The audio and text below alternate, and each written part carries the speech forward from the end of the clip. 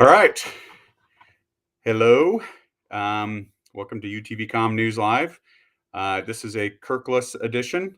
Um, he is traveling on the road today, so it's just me holding down the fort. But we have arranged a guest to come on today to talk to us about the laws that to impact side-by-side riding and the off-road community. And today we have with us Sandra Mitchell, and I'm going to click her over Hello. right now. Sandra, Hello. happy to have Yes, you. you with us today. So Nice to Sandra and see I were you. just talking before this show, and she was telling me all sorts of really cool information. Um, so Sandra, would you mind just taking a second and kind of giving an introduction on yourself and just a little bit on your background on this and start that Mhm. way? Absolutely. My name is Sandra Mitchell. I have not. I can't say I'm a native Idahoan, although I got here. Right, I came here to go to college, and I've never left Idaho, and I love this state. I am currently the executive director of the Idaho Recreation Council, public lands director for the Idaho State Snowmobile Association, and I lobby in both Idaho and Washington, and I spend a great deal of my time working with federal agencies. Okay, awesome. So what things should the side by side community know about what's going on? What are some things you'd like to tell them? Well, first of all, I want to, you probably all know this, so I'm going to repeat something, but it's important to remember that 63% of Idaho is land held in trust for the American people and managed primarily by the Forest Service and the BLM. It's managed by rules passed by Congress. They're the ones who determine how these lands are managed. And the people who vote on these bills have probably never been to our state. They have no idea what our way of life is all about. And they often don't care how we are impacted or if we are impacted, as long as it helps them with the next election. This requires all of us to be knowledgeable and to involved and to know what is going on with Congress, because Congress has a great impact on our access to the public lands. Fortunately, we have always had a great relation with the Idaho delegation. This delegation truly does understand that motorized recreation is important not only to the quality of life of Idahoans and our visitors, but to the economic stability of many rural communities. There was one time when logging ruled and rural communities thrived on the logging dollars, but that's for the most part gone. And in its place, motorized recreation. And for whatever reason, motorized people spend a lot of money. The first economic impact study we did was a snowmobile impact study, and it was done by Dr. Garth Brooks out of the University of Idaho. And excuse me, that was Garth Taylor, not Garth Brooks. And when he had the news release, and we had a news press conference, and he released the information, he said, "It's embarrassing how much money snowmobilers spend. We spend money, and that's really good, really great for all of Idaho." Um, our relationship with the delegation has paid off so many times. Recently, uh, a bill, House Bill 1755, called the Northern Rockies Ecosystem Protection Act, was scheduled for a hearing in the House Subcommittee on National Parks, Forests, and Public Lands. That bill would lock up 23 million acres of land as wilderness in the West. 9 million of those acres would have been in Idaho.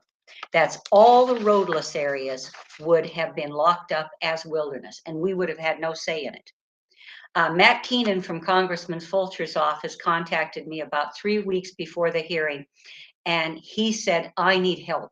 I need letters in opposition to this bill so that we can introduce them to the committee and we can get them on the record." I got involved with all the recreational groups in Idaho. I started making contacts with the other recreational groups, national groups, and we literally swamped them.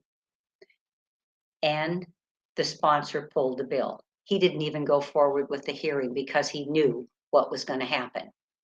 This bill has been around for years. It's almost always introduced by a congressman from New York, and there's not one member of any delegation in the West that's ever supported the bill, and yet it keeps coming back. I suppose you've noticed that bad ideas rarely go away. And in Washington, D.C., bad ideas often become law. So we have to stay involved. Just recently, another bill has surfaced. This one is H.R. 279, the Roadless Area Conservation Proposal of 2021. They reintroduced it this year. This year, this bill doesn't designate it all wilderness. Rather than that, it dictates how it's going to be managed. And guess what? No motorized access at all. Now, in Idaho, we have an Idaho roadless rule that was done by the people of Idaho. And all motorized use, if it existed, can continue. There can't be any new motorized use, but it can continue. But we can build ATV trails and some other trails, and roads are allowed to continue. So we have a good rule in place, but this one would use just trump that and tell us that we couldn't use motorized, and even worse, no logging. That means that we're setting the stage for catastrophic wildfires all over the forest. And you know as well as I do, it is no fun to recreate in black sticks. So even if we had access, it's no fun. It's not beautiful. There's no wildlife. So we're working with Matt and with Congressman Fulcher to make sure that this bill also goes nowhere. And even though the Republicans right now are not in power, there's a lot of ways you can gum up legislation. And Matt and Congressman Fulcher is very good at stopping legislation, even from the minority side point. So we're going to be working with him to make sure that that bill doesn't go anywhere. I think it's really important for me to say this, and you probably know this, and so I apologize to you. But if anybody ever tries to tell you that elections don't matter, I want you to just slap them, gently, of course, and maybe just in a nice sort of way, not truly, because we don't want to get you in trouble. But elections do matter. They matter so terribly. We've been very involved in politics. The Idaho Recreation Council, in fact, is a 501c4, so that we could make contributions to political candidates and we could be involved. It's that important to us because they're the people who make the laws in Washington, D.C., and they're the people who determine where we can and we can't recreate. So what's the solution? How do we face this? How do we deal with this? It's easy. It's easy for me to say, but I know the motorized recreation community, so I even know it's easy for you to do. That's get involved and stay involved. We are the only state in the United States that has been able to do what we have done, and that's to pull all the motorized recreation people together in one group. It's called the Idaho Recreation Council. So our membership is UTV, 4x4, single track, snowmobile, jet boats, raft, backcountry pilots, small section dredge miners, and RVers. And we work together. And it's easy to join. You just say you want to join and you send me a text and we'll make sure, an email, and we'll make sure you can join. There's no dues. We determined from the start we didn't want to spend half our time worrying about collecting dues. What we do is when we have projects or lawsuits, and I think right now we're involved in 2 lawsuits, we raise the money, and we have been terribly successful. We have no problem raising funds because people believe in what we do. It's important that we stick together, and it's important that we not be separated, that ATVers are against snowmobilers. If you're motorized, you're motorized. We all have the same skin in the game, and they come after us for the same reason, and that's because we're motorized. And I can assure you, if we become electric, and I don't know if that's coming or not, if we have no noise and we're completely green, they're still going to want to get rid of us because we're motorized. I had a little lady in Sun Valley once tell me that she hated the sound, sight, smell, and taste of a snowmobile. It ruined her day. And I said, "I am so sorry, but wow, you really have an easy life if a snowmobile can ruin a day." And I don't think she thought it was funny. But it's true. And if you look around Idaho, if you get two people together, one of them's going to own a motorized toy. And if both of them own a motorized toy, they'll hold a raffle. No, that's just a joke. But we do know motorized people love raffles, Yeah. raffles. Hey, But it Sandra, is so. can Yes, I dear. jump in for 1 second? Could Yes, I, when I'm absolutely. talking, do you have the ability to mute your speakers? Because I'm getting a lot of feedback. It wasn't there when we were testing, but it seems like it's a lot right now. Does I don't know that if do you have, it? Can you hear me? No. yeah, I can hear you still, but I can hear Okay. myself. If you can hit the You can mute hear button, I me? don't know if you've got the ability to do that. I can hear you. I can't hear you. You can't hear me, so you muted the speakers, Here, I'll turn it which, way down. Does that help? let's see. Yeah, that's better. Okay. Okay, good. I can still hear it, but not terrible. Um, Okay. would you care if I shared your email address with the group Absolutely later? not. Okay, so Absolutely if they not. want to contact you, I'm going to pull this Mhm, up right here and I'm going to show it. There we go. So, mhm, so they can contact you if they want to join. mhm, That's how they can get a hold of you. What I have a question that I know it comes up a lot, and that's the laws mhm. around trail width. Do you do anything around trail width, and what's been going on in that space? Do you have anything to share on that? Yeah, that is a very interesting question, and the whole issue of roads is very interesting. I just got back the last week of April. I spent in Washington, D.C., and meeting with congressional folks and out of Idaho, Colorado, Montana, and then met with the Undersecretary of Agriculture in charge of the Forest Service, Dr. Homer Wilkes. And the case we were making for roads is that no road should be decommissioned in Idaho until it has been thoroughly analyzed to see if it has recreational value. We are not going to be building new roads in this country. It's not going to happen. We cannot afford to decommission roads and take them out. They can be moved, they can be converted to a trail. We need roads, and we have made this case so clear for UTVs side by sides. There simply aren't trails for them. In Idaho, there's one trail that's over 70 inches. So we need to protect these roads. And if we can convert them down to a smaller, to a 70 or 72 inch, that would be terrific. Interesting response. Mike Simpson, Congressman Simpson said, I explained it to him and he said, "You want legislation?" And I said, "Well, and that would be the hard way, but that may be the only way we can go is to require that by law. And next session, we should have a better chance of passing legislation. And that wouldn't be a standalone bill. That would be just something you'd stick into another bill. So that's really possible. And we're certainly going to be looking at that. The other way is administratively. So I talked to Dr. Homer Wilkes, and he is the political appointee that oversees the Forest Service. And he thought it was a great idea. He said, "That makes perfect sense." I said, "It would certainly help if that message came down to the forest from Washington, D.C." And he said, "I know what you're saying." So I'm going to recontact him and get back in touch and see if we can make any progress on that. But you're absolutely right. UTV is the fastest growing sport, and there's no trails for them. And we need to get them into the backcountry. Is there is it a big thing that people are complaining about in Washington about people being with wider machines on 50-inch trails right now? Is that a big problem? Is going off trails a problem? Like, is there anything that you would can share on any of those two items and the amount of visibility and traction that sort of thing is getting? Hmm. I didn't hear any conversation about that. I Okay. didn't. Um, at all.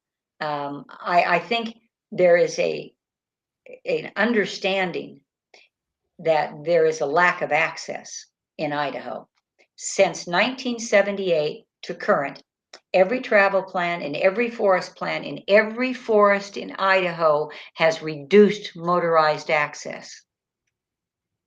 We have done nothing but lose access. And one it's pretty obvious what's going to happen if this continues. We won't have any access. And now we have these incredible numbers of people who've moved to the state. And I swear, everybody who crosses the state line and moves to Idaho buys a UTV, an ATV, or a snowmobile. They need places to recreate, and we're seeing the damage on the public lands. That was abundantly clear that everybody understood that. And the answer is more access, more campsites, both hardened and dispersed. We need to give people a place to recreate. Yeah, that's great. Great statement. Uh, one thing I didn't say to the group is if you have any questions for Sandra, feel free to fire them off in the text messages, and I will share them up on the screen. She loves to answer questions.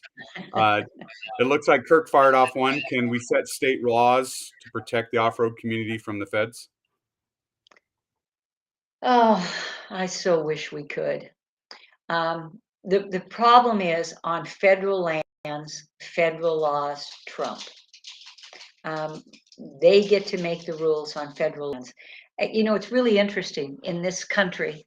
Um, there's 12 states that have 50% more federal land or more, and there's 38 states that have 10% or less. Now, those 38 states used to have as much federal land as we did, but they got it transferred back to them. And then they came to the West, and in a document called FLIPMA, they said it is the policy of the United States to retain the lands in the West. And that's what they've done. And it's expensive to the taxpayers of this country.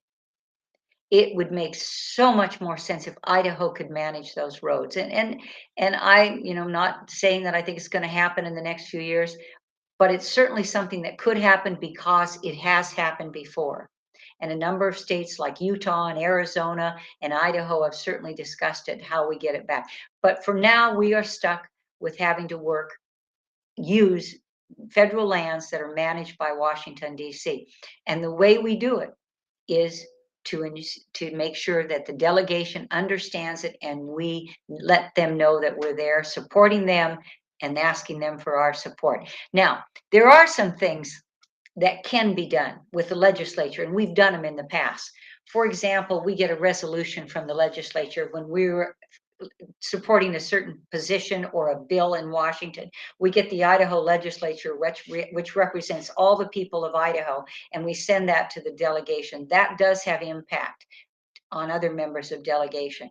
But for the most part, we are stuck with having to deal with the federal government for now.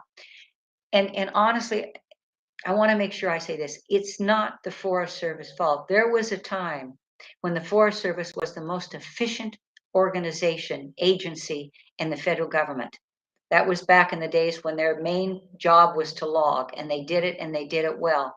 But then Congress started passing all these environmental laws, NEPA, FLIPMA, Clean Air, Clean Water, Endangered Species Act, and it's slowed down the agency, and it's made it very difficult to accomplish anything.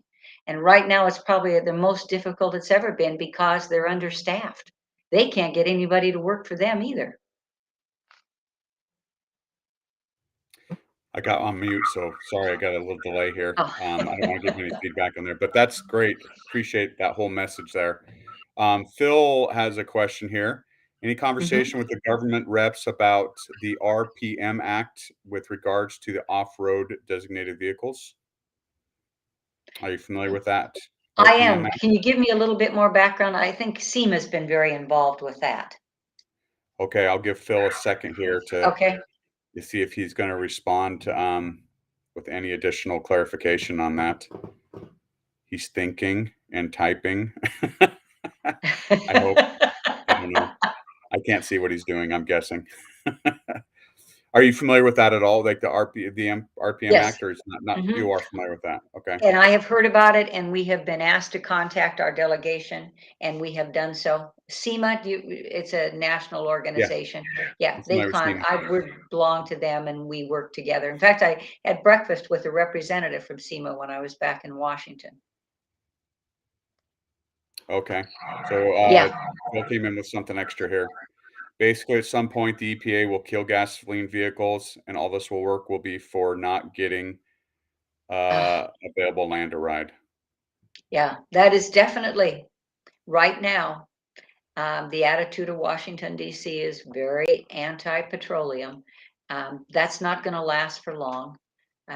We've done this before, and we're going to come out of it. There's no question in my mind that the price of gas is going to influence a lot of votes in the November election. Oh yeah. Yeah, but there's a Okay. great lobby that works on this issue that we work with too, with them. Chris is wanting to explain what RPM is. I don't know what it is. What RPM means? Revolutions per minute. Yeah. That's what I think of. Maybe Phil can. Do you have anything that Bill said? It's the future. Must be some sort of act But about it. I will get you an update on what's happening with that. And can I send it to you? Sure. Yeah, we can Okay. post it. Mm-hmm. Definitely. Yeah, definitely. Okay. Is anybody else have any questions for Sandra? I feel like we have this amazing resource right here. We should be just raining questions down, but we don't have. So if you have one, throw it out there. Don't hold back. She's got a lot of knowledge here. All right. So here's a comment from Chris. I went through the BS of carb and Cali. Part of the issue is we all need to get involved. Yeah, Yeah. same message you've been sharing. Yeah, that's exactly true. Yeah, we So will make it so difficult for them to oppose us, and we can do that. We know how. So here's Phil. Please take a look at the RPM Act. It's legislation meant to help Yep, save motorsports. I will Oh, do okay. that. Yeah. Yeah. And one of the other things I do is work with groups if they're having an issue with an agency, a road closure, trail closures, if those kinds of problems come up, they can certainly call me, and I'd be more than glad to see what I can do to help out. Okay. There's the email address again.